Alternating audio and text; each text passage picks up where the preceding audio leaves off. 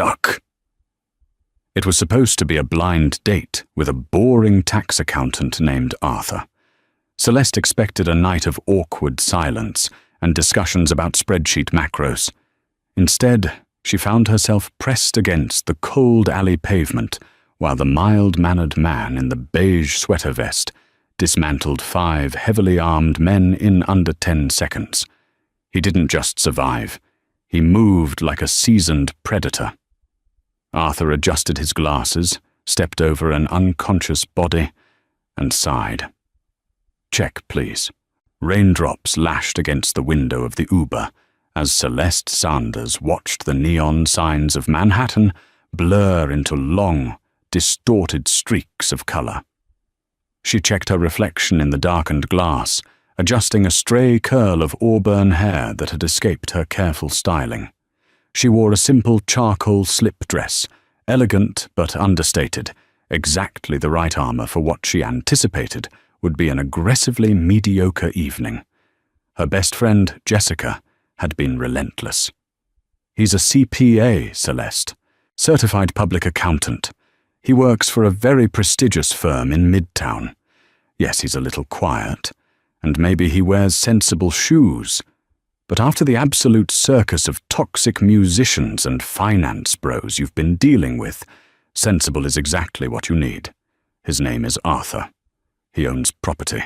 He probably has a fantastic credit score." Celeste had finally surrendered, exhausted by Jessica's campaign and secretly longing for a night without emotional whiplash. She just wanted a normal conversation with a normal man who didn't communicate entirely in vague text messages. The car pulled up to Osteria Morini, a rustic but high-end Italian establishment in Soho. Celeste stepped out, her heels clicking against the damp pavement, and rushed under the awning. The maitre d' took her wet trench coat with a practiced smile. "I'm looking for an Arthur," Celeste asked, scanning the dimly lit dining room filled with the rich scents of garlic, truffle, and aged parmesan. "Ah, yes. Mr. Pendleton, right this way." The host led her to a secluded corner booth. Sitting there was a man who looked exactly like the human equivalent of a dial tone. Arthur wore a beige V-neck sweater over a crisp white button-down, complete with a subtly patterned tie. His dark hair was parted neatly to one side, perhaps a bit too rigid with product, and a pair of thick, dark-rimmed glasses obscured a significant portion of his face. When he saw her approach, he stood up abruptly, nearly knocking over his water glass in his haste. "Celeste? Hi. Hello. I'm Arthur," he said, extending a hand. His grip was firm, surprisingly rough at the calluses, but his demeanor was entirely apologetic. "Thank you for coming. I know the weather is awful." "It's nice to meet you, Arthur," Celeste said, sliding into the leather booth. The first 45 minutes of the date went exactly as she had feared. Arthur was polite to a fault, asking perfectly acceptable, thoroughly rehearsed questions about her job in architectural design. But whenever the conversation turned to him, he defaulted to his profession. "The trick with Section 179 deductions," Arthur explained, meticulously cutting his chicken parmesan into perfectly even squares, "is that you have to place the equipment into service in the same tax year you purchase it. A lot of clients think they can just buy a fleet of vehicles in December, leave them on the lot and write them off. The IRS is very strict about the placed-in-service rule." "Fascinating," Celeste murmured, taking a long, necessary sip of her Chianti. She studied him over the rim of her glass. There was something odd about Arthur. Despite his dull subject matter, he didn't slouch. He sat with perfect, rigid posture, his shoulders squared. His eyes, framed by those thick glasses, were a striking, piercing hazel, and they rarely settled on her face for long. Instead, he seemed to be constantly scanning the restaurant, noting the waiters, checking the exits, tracking the movement of a boisterous party near the bar. "I'm sorry," Arthur said suddenly, halting his fork midway to his mouth. "I'm boring you. Jessica warned me I have a habit of talking about work when I get nervous. Celeste felt a sudden pang of guilt. No, you're not boring me. I just don't know much about taxes. What do you do for fun, Arthur? When you aren't saving people from the IRS? Arthur blinked, looking genuinely caught off guard. Fun. I read. History, mostly. And I play chess. Keeps the mind sharp. Chess. Right. Celeste forced a warm smile. He was sweet in a clinical sort of way. He was completely harmless. A man who measured his life in quarters and fiscal years. As dessert arrived, a shared tiramisu that Arthur barely touched, Celeste made peace with the fact that this would be a one-and-done date. They would split the check, exchange polite platitudes, and never see each other again. "Let me take care of this," Arthur said when the leather folio arrived. He produced a sleek, heavy, black metal credit card, an odd contrast to his beige aesthetic, and handed it to the waiter without looking at the total. "Thank you, Arthur. That's very generous," Celeste said, reaching for her purse. "It's my pleasure. Shall I walk you to your car, or hail you a cab?" "I'm actually taking the subway. It's just a few blocks away," she replied. "I'll walk you to the station, then. The streets can be unpredictable at this hour." Celeste almost laughed at the earnest concern in his voice. New York was unpredictable, sure, but what was Arthur going to do if they ran into trouble? Audit a mugger? Offer to do a criminal's taxes? Still, it was the gentlemanly thing to do, so she nodded, allowing him to help her into her trench coat. Stepping out of the warm restaurant into the biting chill of the November night, Celeste wrapped her coat tighter around herself. The rain had stopped, leaving the cobblestone streets of Soho slick and reflective under the amber glow of the streetlights. The neighborhood was unusually quiet, the typical weekend crowds having thinned out due to the miserable weather. Arthur walked on the street side of the sidewalk, a classic chivalrous move. He kept his hands buried deep in the pockets of his sensible, charcoal-grey wool overcoat. He remained silent, though Celeste noticed his head was constantly on a slight swivel. "You really don't have to walk me all the way," Celeste offered, breaking the quiet as they turned down Mercer Street, an avenue currently shrouded in deep shadows from the towering cast-iron buildings on either side. "I insist," Arthur said. His voice was lower now, lacking the nervous, slightly nasal pitch he had used inside the restaurant. He abruptly stopped walking. Celeste took 2 more steps before realizing he wasn't beside her. She turned back. "Arthur?" Arthur wasn't looking at her. His gaze was locked down the street. A heavy, matte black SUV had just turned onto their block. Its headlights were off, relying only on the amber street lamps to navigate. It was rolling toward them at a crawl, the engine emitting a low, menacing hum. Before Celeste could ask what was wrong, the SUV accelerated violently, its tires screeching against the wet pavement. It swerved toward the curb, slamming on the brakes perfectly parallel to them. The doors flew open. 5 men piled out in a synchronized rush. They weren't ordinary street thugs. They wore matching dark tactical gear, heavy combat boots, and balaclavas that obscured everything but their eyes. The man in the lead held a heavy steel crowbar. 2 others held suppressed handguns, the elongated barrels catching the streetlights. Celeste's heart stopped. A scream trapped itself in her throat. She was entirely frozen, her mind unable to process the sudden leap from a boring date to a violent ambush. "Duck!" The voice that roared the command didn't belong to Arthur the accountant.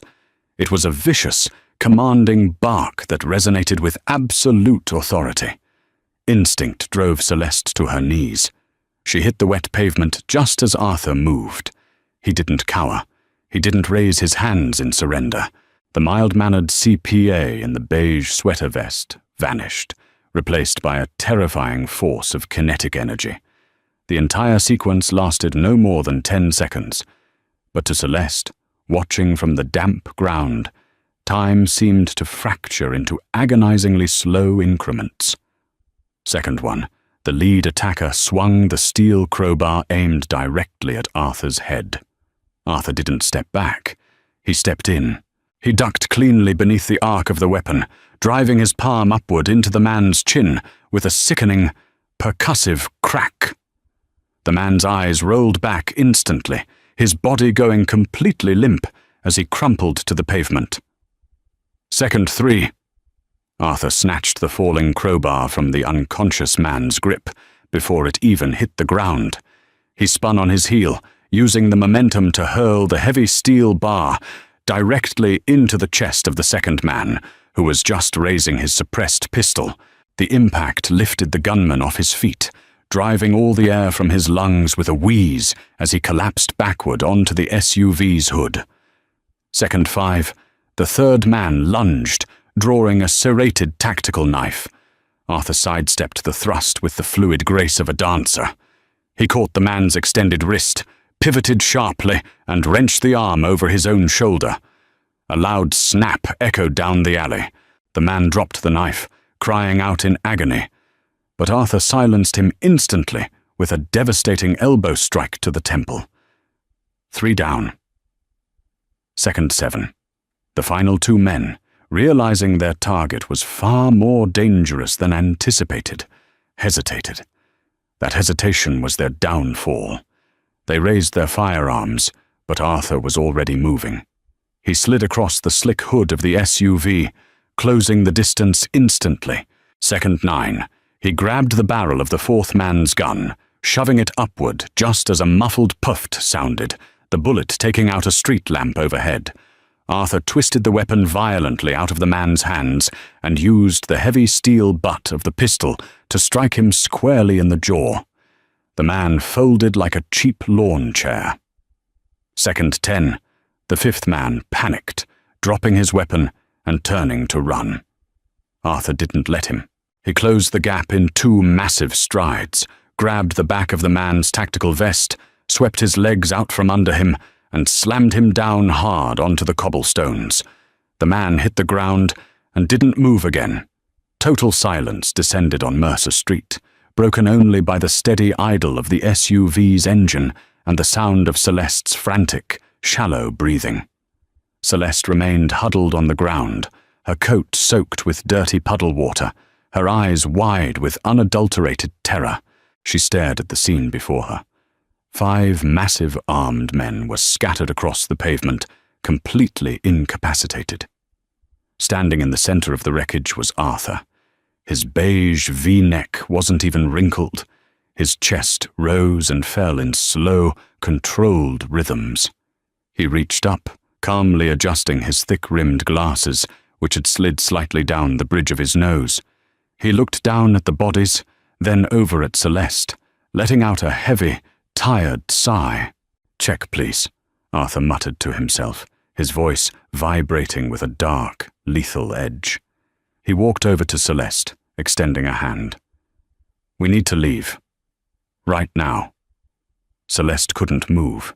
She stared at the hand extended toward her. The knuckles were unblemished, the fingernails neatly trimmed. It was the hand of a man who typed on a keyboard for a living. Yet she had just watched those exact hands dismantle a hit squad with ruthless, military precision. "Who? What are you?" she whispered, her voice trembling violently. "I'll explain everything, I promise," Arthur said, the urgency in his voice rising. "But if we stay here, more will come. And I cannot guarantee your safety if the second team is better than this one. Take my hand, Celeste." Survival instinct overrode her shock. She grabbed his hand. He hauled her to her feet effortlessly, his grip iron strong. He didn't lead her back the way they came. Instead, he pulled her toward the idling black SUV the assassins had arrived in. "We're stealing their car," Celeste gasped as he practically threw her into the passenger seat. "Borrowing," Arthur corrected, sliding behind the wheel. He threw the heavy vehicle into drive and stomped on the gas. The SUV roared to life, tearing down Mercer Street, leaving the groaning bodies behind in the shadows. Inside the cabin, the tension was suffocating. Celeste clutched her purse to her chest like a shield, her entire body shaking. She looked at the man driving. He drove with one hand draped casually over the steering wheel, his eyes scanning the mirrors with calculated intensity. He reached up, pulled off the thick-rimmed glasses, and tossed them into the center console. He ran a hand through his rigidly styled hair, breaking the product, letting the dark strands fall naturally across his forehead. He unbuttoned his beige sweater vest, shrugging out of it with one hand to reveal a custom-tailored shoulder holster strapped over his pristine white shirt. Nestled in the leather was a massive dark handgun. He wasn't an accountant. The awkwardness, the nervous rambling about the IRS, the terrible posture, it had all been a meticulously crafted disguise. Without the glasses and the slouch, his jawline seemed sharper, his presence overwhelmingly dominant. He radiated danger.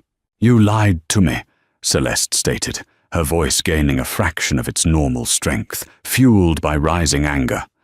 "I lied to everyone," he replied, his voice deep, gravelly, and entirely stripped of the mild-mannered Arthur persona. "My name isn't Arthur. It's Darian, and I don't work for an accounting firm." "No kidding!" Celeste yelled, the adrenaline finally boiling over. "You just went full John Wick on 5 guys. Why were they trying to kill us? Why were they trying to kill me?"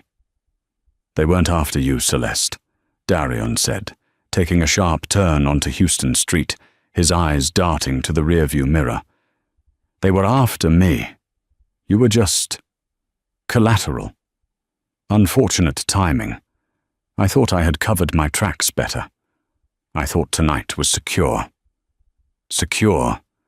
You treated our date like a covert operation?" "It was a covert operation," Darian shot back, his jaw tight. "I haven't sat in a public restaurant in 8 months. I haven't had a normal conversation in a year. When my associate set this up through your friend Jessica, it was supposed to be a blind spot. 3 hours of normalcy in a fake life. Victor wasn't supposed to find me." "Who the hell is Victor?" Darian sighed, merging onto the FDR drive, pushing the heavy SUV to speeds well beyond the legal limit. "Victor Costello. He runs a very specific, very violent enterprise on the East Coast. An enterprise my family used to control before Victor decided to orchestrate a hostile takeover. I've been dismantling his operations from the shadows, piece by piece. Those men back there? They were his cleaners." Celeste felt the world spinning. "Costello. Wait. The Costello family. You're in the mafia?" "I prefer the term syndicate, but for the sake of brevity, yes." Darian glanced at her, his hazel eyes completely different now, cold, sharp, and laden with regret. "I am deeply sorry, Celeste. I genuinely enjoyed hearing about your architectural designs. But right now, because Victor's men saw you with me, you are a loose end. And Victor Costello does not leave loose ends." "So what?" Celeste's voice cracked. "You're kidnapping me?" "I'm protecting you," Darian corrected, his tone leaving no room for argument. "Until I eliminate Victor, you cannot go home. You cannot call Jessica. You cannot go to work. You can't just uproot my life. I have a dog. I have a presentation on Tuesday for a museum annex." "Celeste," Darian said softly, the harshness fading for just a fraction of a second. "If you go back to your apartment tonight, you will not live to see Tuesday. I dragged you into my war. I take full responsibility for that. But you are going to have to trust me." "Trust you?" She let out a hysterical, breathless laugh. "You wore a sweater vest and talked about tax depreciation for 2 hours. You're a professional liar.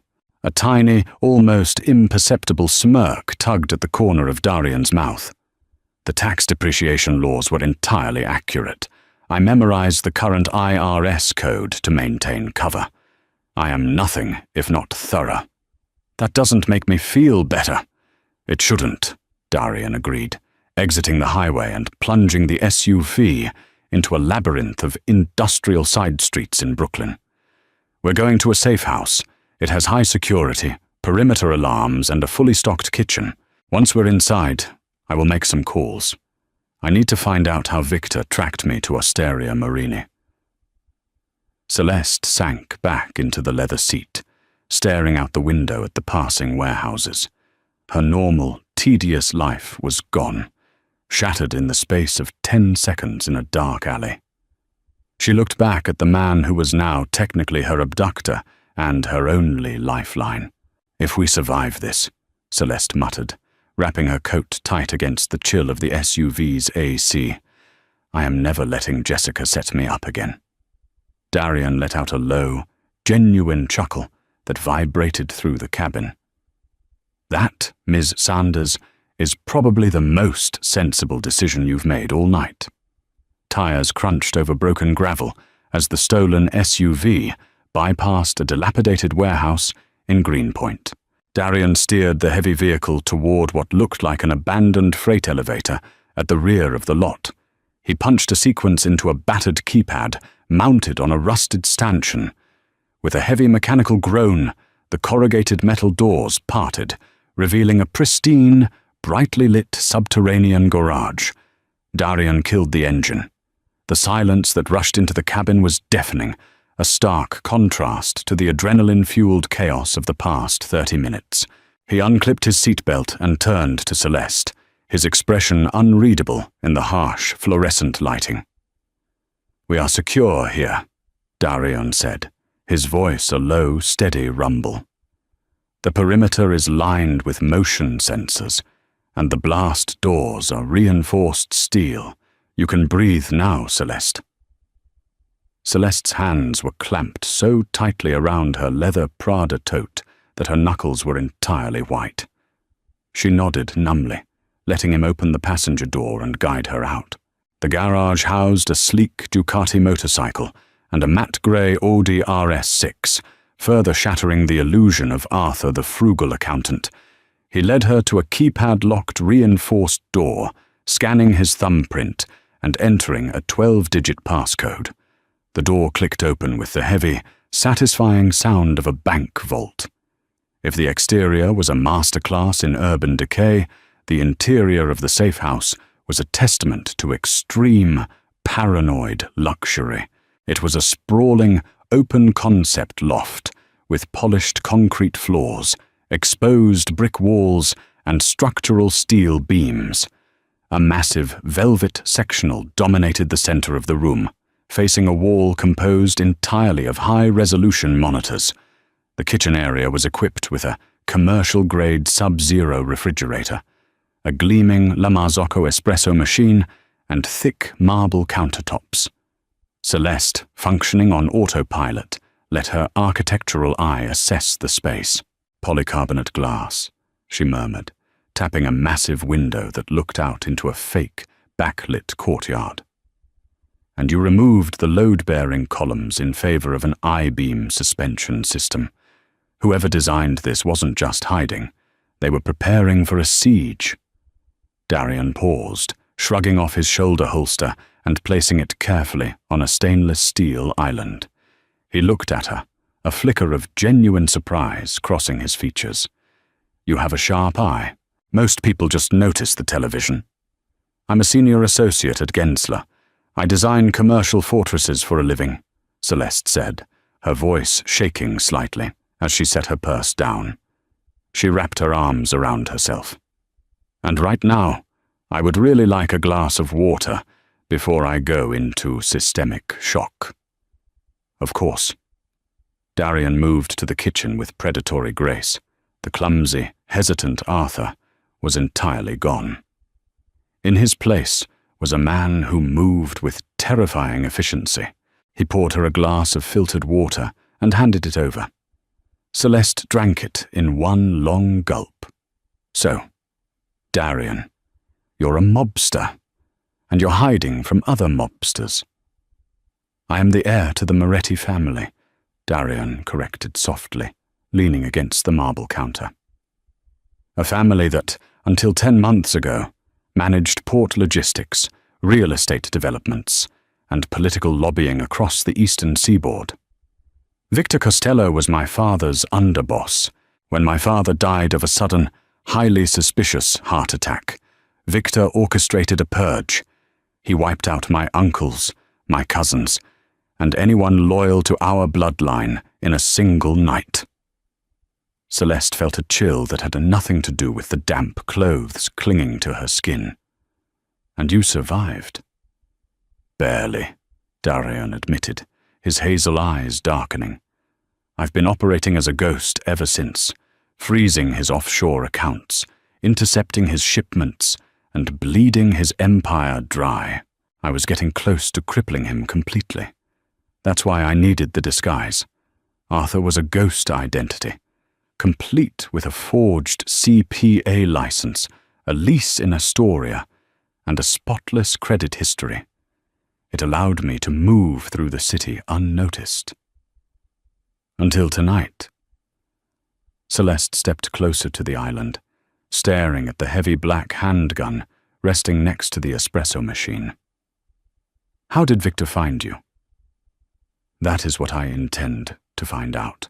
Darian moved to the bank of monitors and tapped a keyboard. The screens flared to life, displaying strings of code, live traffic feeds, and a secure server interface. He plugged a physical YubiKey into a port, authenticating his access.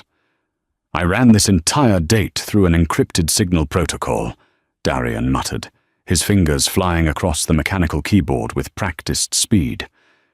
My associate reached out to your friend Jessica under the guise of a mutual networking connection. There were no digital breadcrumbs, no geotags. Celeste sat on one of the leather bar stools, her mind racing. Jessica is just a junior buyer for Saks Fifth Avenue. She wouldn't know a mafia hitman if he offered her a discount on Chanel. She set me up because her new boyfriend told her he had a great guy for me. Darian's fingers stopped typing abruptly. The sudden silence in the loft was heavy, thick with impending realization. He turned slowly in his chair to face her. Jessica's new boyfriend, Darian repeated, his tone lethally calm. What is his name? Leo, Celeste said, a knot of dread tightening in her stomach. Leo Rossi. She met him about 2 months ago. He's in import and export, I think. He drives a very flashy Maserati and wears too much cologne. Darian swore softly in Italian. He turned back to the monitors, pulling up a secure database. He typed fiercely, cross-referencing names. A moment later, a DMV photo of a slick-looking man with a tailored suit and a smug smile appeared on the center screen. Is this Leo? Darian asked. Celeste squinted at the screen and nodded. Yes, that's him. Leo Rossi is a mid-level earner for the Costello family, Darian said, dragging a hand down his face. He manages customs bribes at the Red Hook terminal. Poor. Why would a Costello earner set me up on a blind date with a rival mafia boss? Celeste asked, her voice pitching higher in disbelief. That doesn't make any sense. They couldn't have known Arthur was actually you, right? Unless they weren't targeting you at all. Darian's posture went rigidly still. He looked at Celeste, his eyes narrowing as the puzzle pieces slammed together in a horrifying configuration. Celeste, what exactly does your firm do? Gensler? We're an architecture and design firm. We do everything. Airports, corporate headquarters, luxury high-rises. You mentioned a presentation on Tuesday, Darian pressed, standing up and walking toward her. The intensity radiating from him was palpable. You said you were designing a museum annex. Yes, the Hudson Yards Contemporary.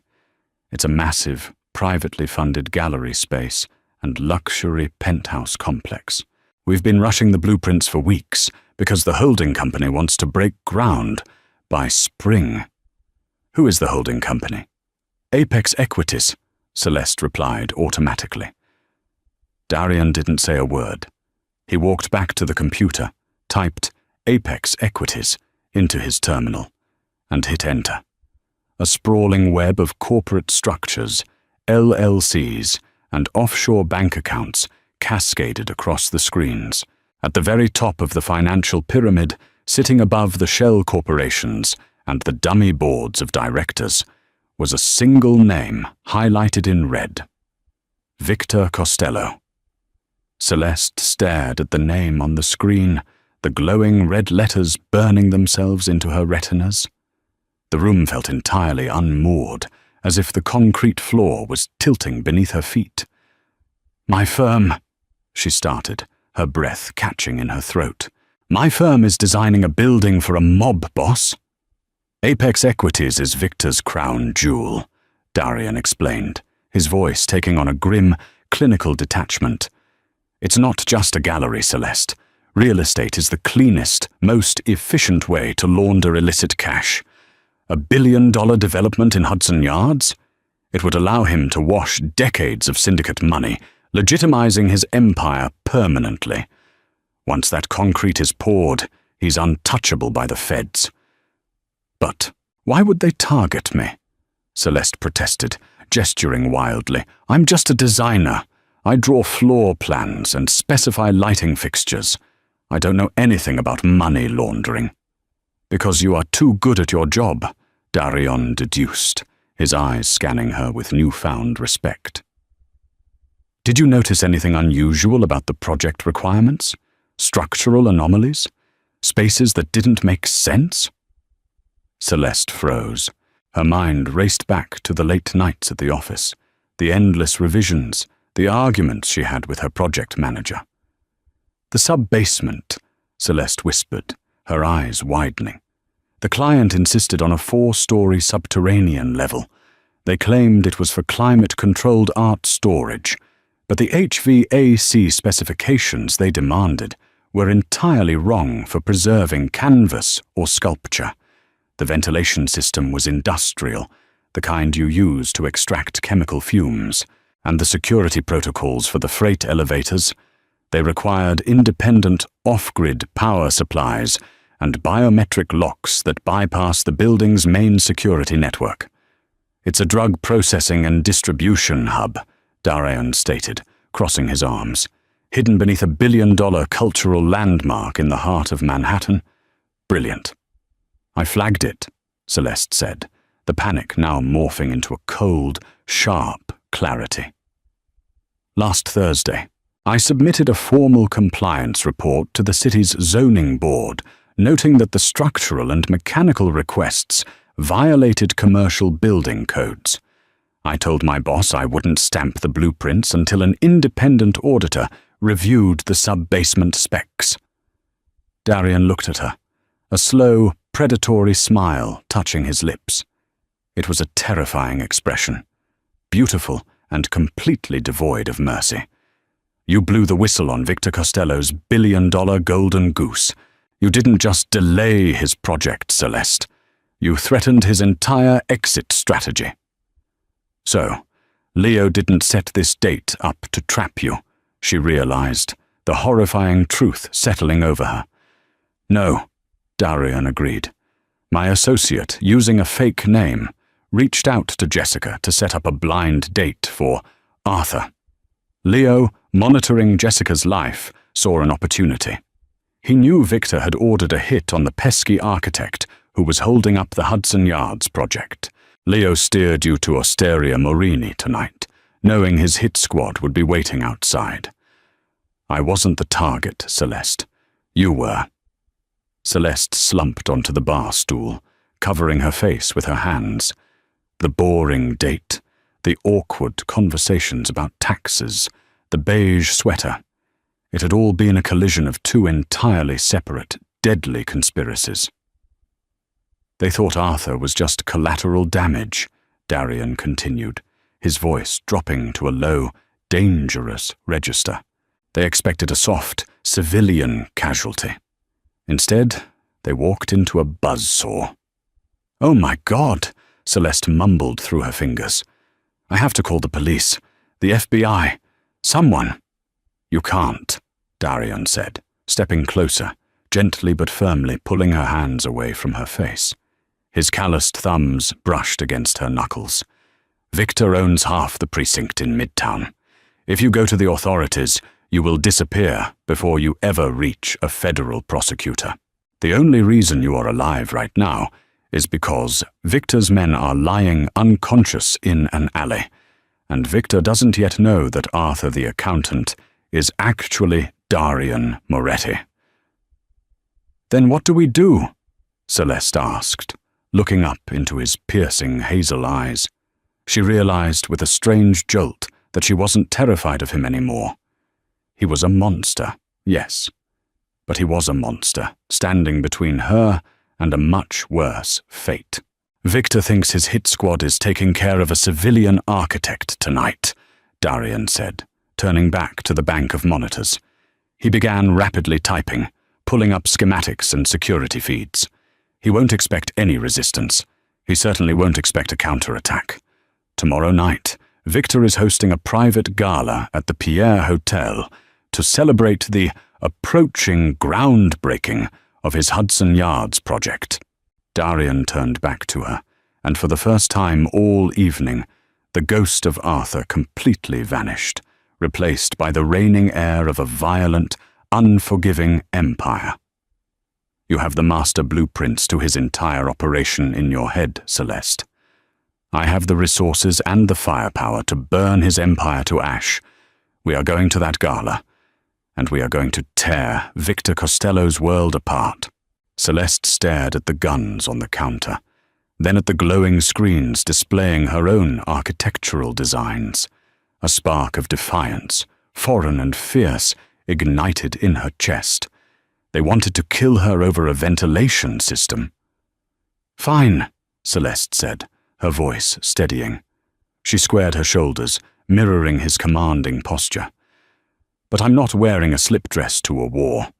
If we're crashing a gala at the Pierre, I'm going to need a better outfit." "Wah!" Darian Moretti laughed, a dark, echoing sound that filled the fortified bunker. "Miss Sanders, I think we are going to make a devastating team." Sunlight pierced the faux glass skylight of the underground bunker, casting a pale, artificial dawn over the concrete floor. Celeste awoke on the massive velvet sectional, a cashmere throw draped over her. She blinked away the haze of exhaustion, her mind instantly recalling the chaotic violence of the previous night. Darian was already awake, standing near the kitchen island, meticulously assembling a sleek, compact firearm. He wore dark tactical trousers and a fitted black Henley, looking every inch the syndicate heir he had confessed to being. "Coffee is in the carafe," Darian said, without looking up, locking a magazine into place with a sharp metallic click. "We have a lot of ground to cover before tonight." Celeste pushed herself up, her muscles aching from the sudden dive onto the cobblestones. She walked to the counter, pouring a dark, steaming cup of espresso. "Did you sleep at all?" "Sleep is a luxury for men who aren't being hunted," Darian replied smoothly. He set the weapon aside and picked up a tablet. "I intercepted Victor's security detail manifest for the gala. He rented out the entire grand ballroom at the Pierre Hotel, along with the penthouse suite. He's utilizing the penthouse as a temporary command center to court international investors for the Hudson Yards project. He has 30 armed men patrolling the event." 30? Celeste choked on her coffee. "And it's just the two of us?" "Numbers are irrelevant when you have the element of surprise," Darian stated, pulling up a digital schematic of the hotel. "Victor thinks you are dead, and he thinks I am still a ghost hiding in Europe. Tonight, we infiltrate the penthouse, access his private encrypted server, and download the offshore routing numbers he plans to use for the Hudson Yards laundering scheme. Once I have those accounts, I can drain his liquid assets globally with a single keystroke. Without money, his mercenaries will abandon him by morning. Celeste leaned over the tablet, her architectural instincts kicking in. She traced the glowing blue lines of the Pierre's layout. Getting into the ballroom is one thing, but that penthouse is a fortress. Private elevator, dedicated security lobby, keyed access. Exactly, Darian agreed, frowning at the screen. My team can spoof the elevator keycard, but the secondary security checkpoint in the penthouse lobby is manned by 4 of Victor's top enforcers. Bypassing them quietly will be unnecessary, Celeste interrupted, her eyes darting across the structural diagrams. She tapped a section of the blueprint located 2 floors directly beneath the penthouse. You're looking at it like a soldier. Look at it like a builder. This hotel was renovated extensively 12 years ago. They upgraded the central HVAC systems, but they didn't want to compromise the historical crown molding in the main corridors. So, they routed the primary ventilation shafts through the old, decommissioned dumbwaiter shafts from the 1930s. Darian raised an eyebrow, leaning closer. Meaning? Meaning, if we can access the maintenance utility closet on the 41st floor, there is a vertical service shaft wide enough for a person to climb.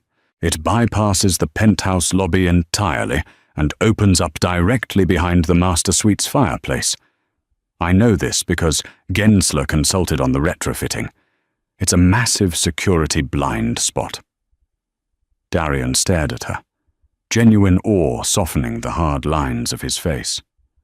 Arthur the accountant would be terrified of you. Darian Moretti, however, is incredibly impressed. Save the compliments until we survive the night, Celeste muttered, though a flush of pride warmed her cheeks. How are we even getting into the gala? I highly doubt we are on the guest list. I had my associates procure invitations belonging to a reclusive tech billionaire and his +1 who conveniently missed their flight from Zurich this morning, Darion explained, walking toward a row of steel lockers against the far wall. He punched in a code, and the doors swung open, revealing an arsenal of custom suits and weaponry. Tonight, I am Thomas Whitmore, and you are my esteemed colleague, Ms. Harper. I had this delivered an hour ago. I guessed your size based on your slip dress. Celeste unzipped the heavy garment bag he handed her, her breath catching. Inside hung a breathtaking emerald green evening gown. It featured a plunging neckline, a daring thigh-high slit, and was crafted from a heavy, liquid silk that shimmered under the bunker's harsh lights. It's stunning, she breathed. It's also functional, Darian pointed out. The fabric is interwoven with a flexible ballistic weave. It won't stop a direct shot from a high-caliber rifle, but it will deflect a grazing round or a knife strike.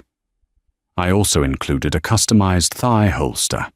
You won't be carrying a firearm, but it houses a localized EMP generator to disable Victor's security cameras when we hit the 41st floor.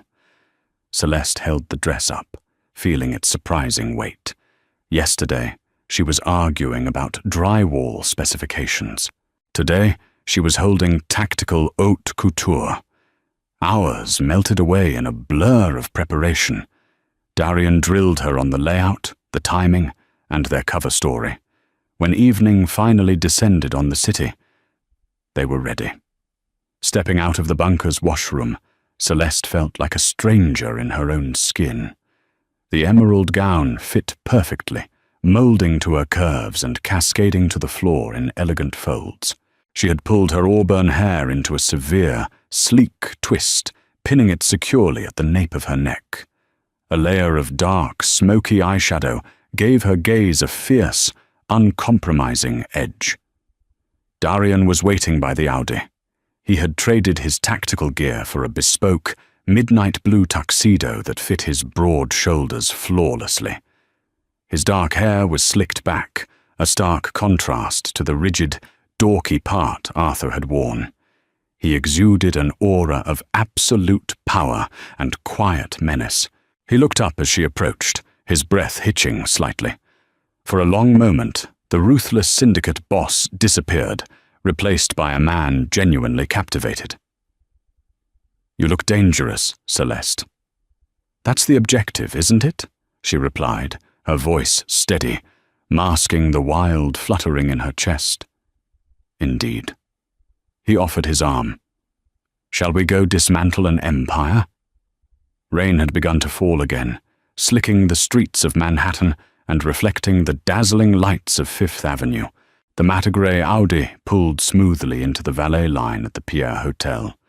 Paparazzi and curious onlookers clustered around the red carpet, leading up to the grand entrance, hoping to catch a glimpse of the socialites, politicians, and silent investors arriving for Victor Costello's fraudulent celebration. Darian handed the keys to the valet with a crisp $100 bill. He rounded the car, offering his hand to Celeste. She took it, stepping out of the low vehicle.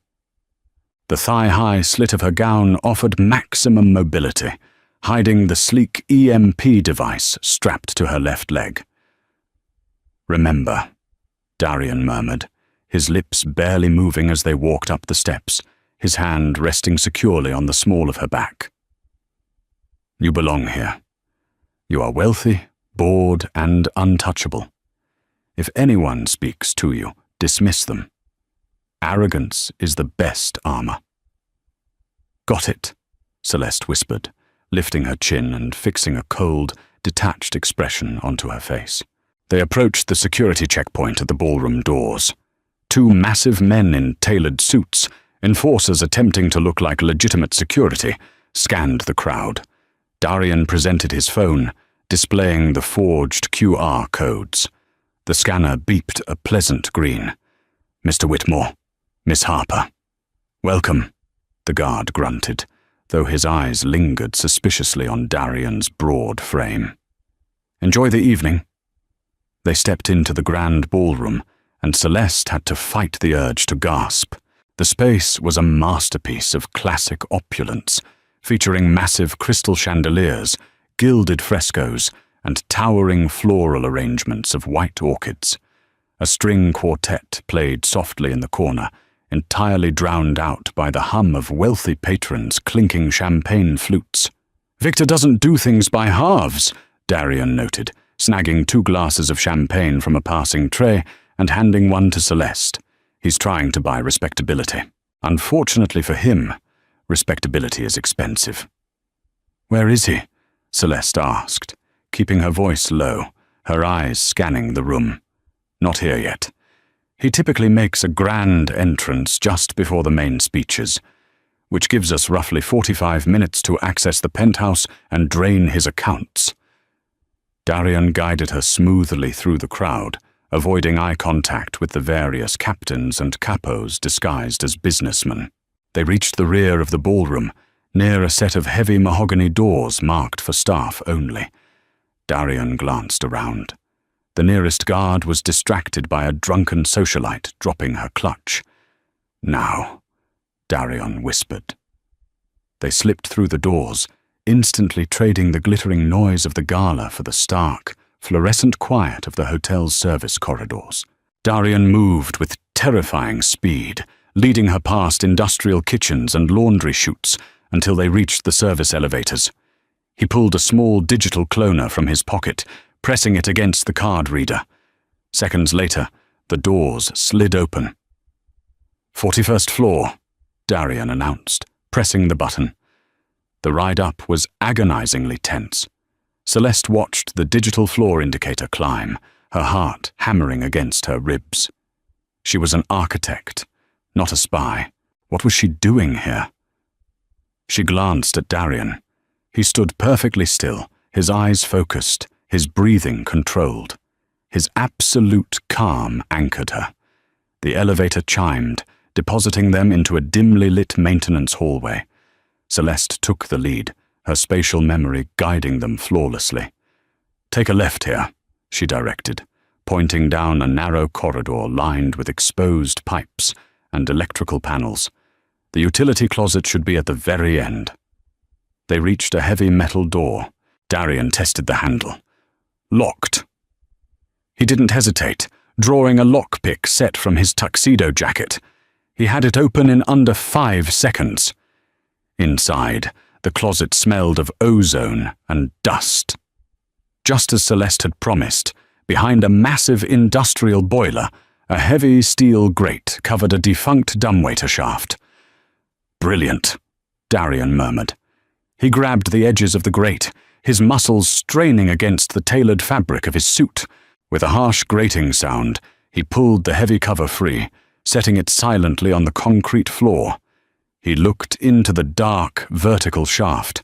A sturdy metal ladder ran straight up into the gloom. "Ladies first. I'll be right beneath you. If you slip, I will catch you." Celeste hiked up the heavy silk of her emerald gown, tying the excess fabric into a knot at her hip to free her legs. She reached in, grasping the cold iron rungs, and began to climb. It was dark, claustrophobic work, the air growing warmer and staler the higher they went. "Stop!" Darian hissed from below. Celeste froze. They were level with a heavy ventilation grate. Light spilled through the slats, illuminating her face. "This is it," she whispered down to him. "The penthouse master suite." Darian climbed up beside her, pressing shoulder to shoulder in the cramped space. He peered through the grate. The room beyond was empty, a massive, lavishly decorated bedroom with floor-to-ceiling windows overlooking Central Park. "No guards inside," Darian confirmed. "Deploy the EMP, Celeste." She reached down to the holster, strapped to her thigh, her fingers finding the small, cylindrical device. She twisted the cap and pressed the activation button. A faint, high-pitched whine filled the shaft, followed immediately by the sound of small electrical pops from the room beyond. The red security lights on the room's cameras went instantly dark. "Cameras are blind," Darian said. He pushed against the grate. It was bolted from the outside. He cursed silently, then braced his boots against the opposite wall of the shaft. He drove his palm forward with explosive force. The bolts groaned, snapping under the immense pressure, and the grate clattered onto the thick Persian rug inside the suite. Darian vaulted out of the shaft, turning instantly to help Celeste down. They stood in the silent, darkened bedroom. The only sound was the distant rumble of the city below. "The server will be in his office," Darian instructed, drawing his handgun from his shoulder holster, the silencer already attached. "Stay behind me." They crept out of the bedroom and into a sprawling, modern living area. The door to the office was slightly ajar. A faint blue glow emanated from within. Darian moved like a shadow, slipping through the doorway. Celeste followed, holding her breath. The office was sleek and minimalist. In the center sat a massive glass desk, and resting on it was a heavy, state-of-the-art server rack wired directly into a high-powered terminal. "He hardwired it," Darian noted, stepping up to the keyboard. "Smart. It prevents remote hacking. But if you have physical access..." He pulled a specialized flash drive from his pocket, inserting it into the terminal. Lines of code began racing across the screen. "How long?" Celeste asked, nervously watching the office door. 3 minutes, Darian replied, his fingers flying across the keys. "I'm bypassing the firewalls and initiating a mass transfer to a series of blind trust accounts. Once this hits 100%, Victor Costello is bankrupt." 1 minute passed. The progress bar hit 35%. 2 minutes passed. 68%. "Almost there," Darian muttered, his eyes locked on the screen. Suddenly, the heavy double doors of the penthouse lobby, located just past the living room, slammed open.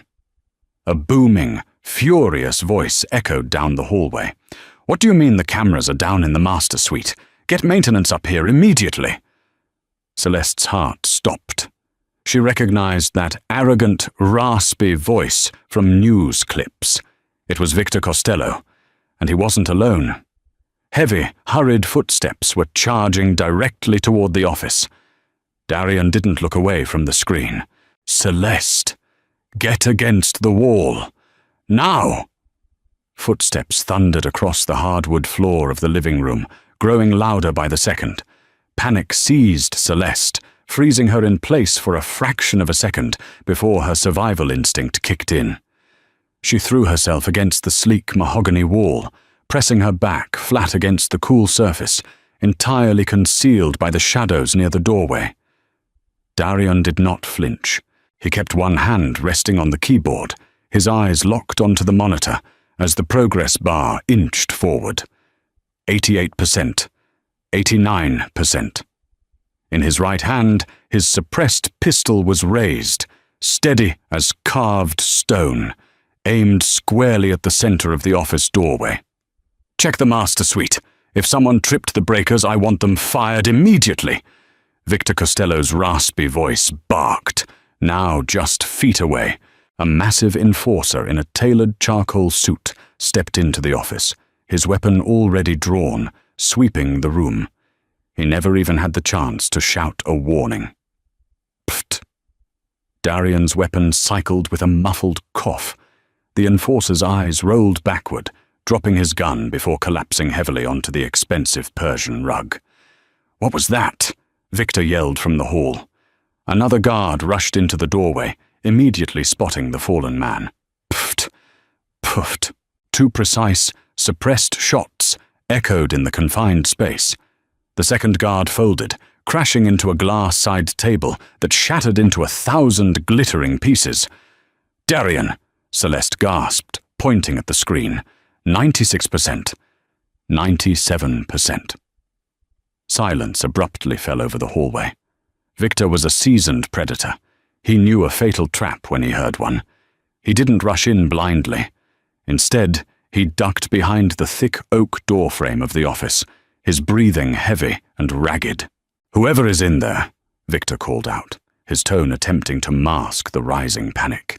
"You have exactly 10 seconds before I call my entire security detail up here. You are trapped. Walk out now, and I might make it quick." Darian finally pulled his eyes away from the screen. He stepped around the glass desk, his posture radiating lethal dominance. "I don't think you will be making anything quick, Victor," Darian replied, his voice a low, terrifying rumble that seemed to vibrate through the walls. "Not anymore." A sharp gasp echoed from the hallway. "Moretti? That's impossible. You're dead. You're supposed to be rotting in a ditch in Palermo." "I prefer Manhattan," Darian said smoothly. The progress bar on the screen hit 100%. The system chimed softly. "Transfer complete." The automated prompt flashed in bright green letters. Darian reached over, yanking the encrypted flash drive from the terminal port and sliding it into his tuxedo pocket. "What did you do?" Victor snarled, abandoning his cover and stepping into the doorway. He was a stocky, older man, his face flushed with rage, holding a compact revolver. He aimed it directly at Darian's chest. "What did you do to my server, you arrogant little punk?" "I audited you," Darian stated calmly, refusing to raise his own weapon. He stood completely exposed, yet he controlled the entire room. Every offshore account, every shell corporation, the Cayman funds, the Zurich trusts, the dummy LLCs backing Apex equities. They are all empty, Victor. I drained every single cent. Victor's face went entirely pale. The revolver in his hand trembled. "You're lying. That system is impenetrable."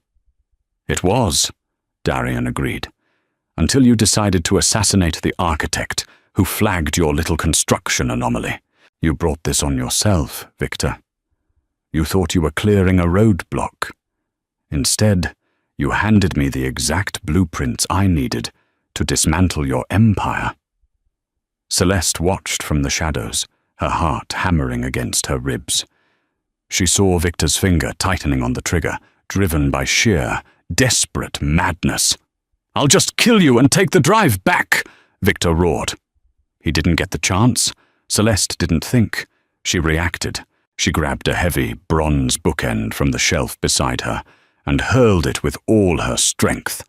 The heavy metal object sailed through the air, catching Victor squarely on the side of his wrist. A sickening crack echoed in the room. Victor screamed, dropping the revolver as his wrist bent at an unnatural angle. Darian moved instantly, crossing the room in 2 massive strides. He grabbed Victor by the lapels of his custom suit, slamming the older man against the mahogany wall with bone-jarring force. He pressed the barrel of his suppressed pistol directly under Victor's chin. "You took my family," Darian whispered, his voice vibrating with absolute, unfiltered wrath. "You stole my legacy. I could end you right now, Victor. It would be incredibly satisfying." Victor whimpered, his previous arrogance entirely evaporated, replaced by raw terror. "But killing you is too easy," Darian continued, his eyes cold and unyielding. "I sent those files to the FBI, the SEC, and the IRS 5 minutes ago. By tomorrow morning, you won't just be broke. You will be the most hunted man in America. Your own capos will turn on you the second they realize the payroll is gone. I want you to spend the rest of your short, miserable life looking over your shoulder, knowing I was the one who broke you." Darian struck Victor sharply across the temple with the heavy steel grip of his pistol. The older man slumped to the floor, completely unconscious. The Empire was dead. Darian let out a long, shuddering breath, the tension finally leaving his broad shoulders. He turned to look at Celeste, who was staring at her own hands, clearly in shock over having just assaulted a mafia boss. "A bronze bookend?" Darian asked, a small, genuine smile breaking through his severe expression. "It was solid brass, actually," Celeste corrected, her voice trembling slightly. "It felt structurally sound." "It was perfect," Darian said softly, closing the distance between them. "We need to go. The authorities will be here in less than 10 minutes. Sirens wailed in the distance, a chaotic symphony that shattered the midnight quiet of Manhattan. Celeste and Darian had bypassed the elevators entirely, descending the maintenance shafts and utilizing a service exit that dumped them into a damp alley 3 blocks away from the Pierre Hotel. They stood on the roof of a parking garage, watching the flashing red and blue lights swarm the luxury hotel. SWAT vans blocked the intersections, and federal agents were already storming the grand entrance. The gala had turned into the largest organized crime bust in a decade. The chilly autumn wind whipped across the rooftop, pulling at the heavy silk of Celeste's emerald gown. She shivered, wrapping her arms around herself. Darian noticed immediately. He shrugged off his midnight blue tuxedo jacket and draped it over her bare shoulders. The fabric was warm, carrying the faint, intoxicating scent of sandalwood and expensive fabric softener. "Thank you," she murmured, pulling the lapels tighter. "It is the least I can do, considering I ruined your Friday night," Darian replied, leaning against the concrete parapet, his eyes fixed on the chaos below. "The police will find Victor unconscious in his office, surrounded by enough digital evidence to lock him away for a dozen lifetimes. The Hudson Yards project will be seized by the city. Your firm will be cleared of any wrongdoing." "And what about you?" Celeste asked, turning to face him. The harsh streetlights cast sharp shadows across his jawline, highlighting the dangerous, captivating angles of his face.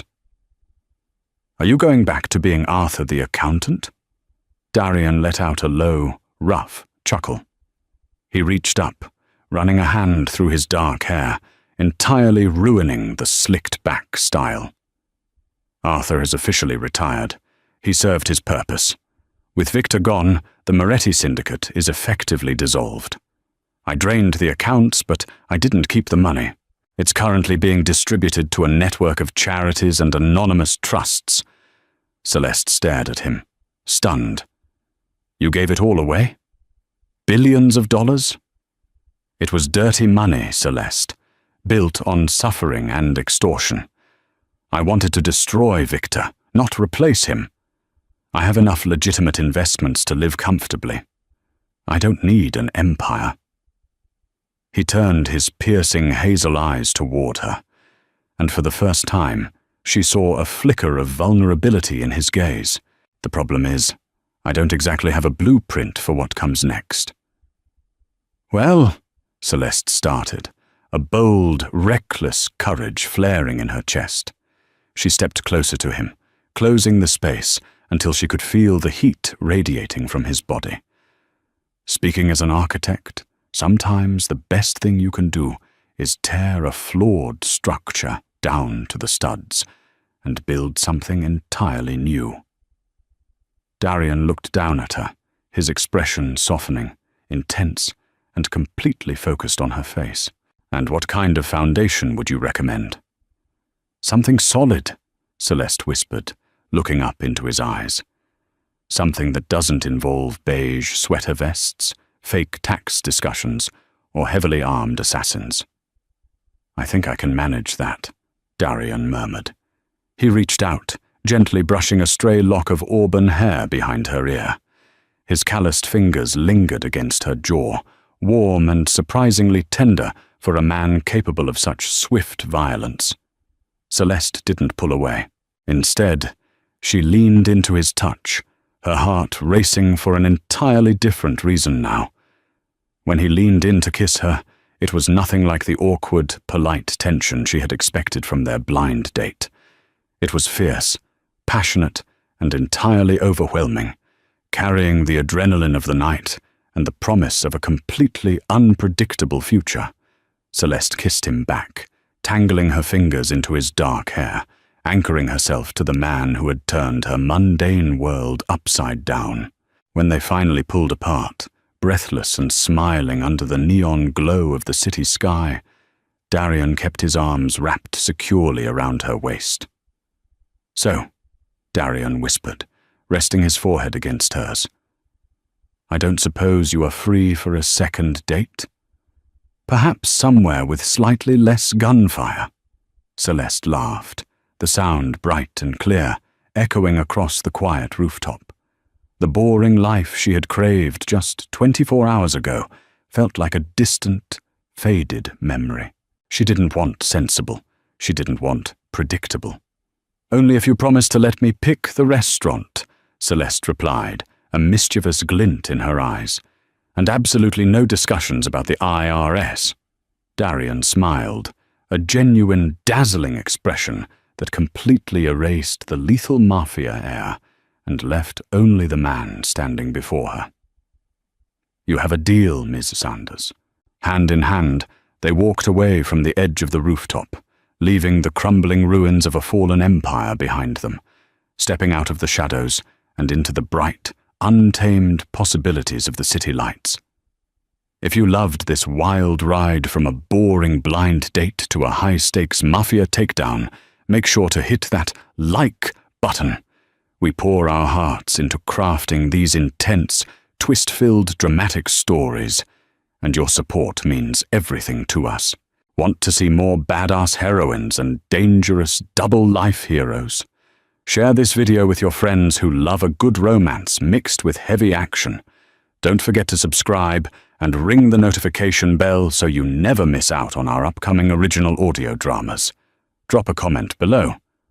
Would you have survived a date with Darian Moretti?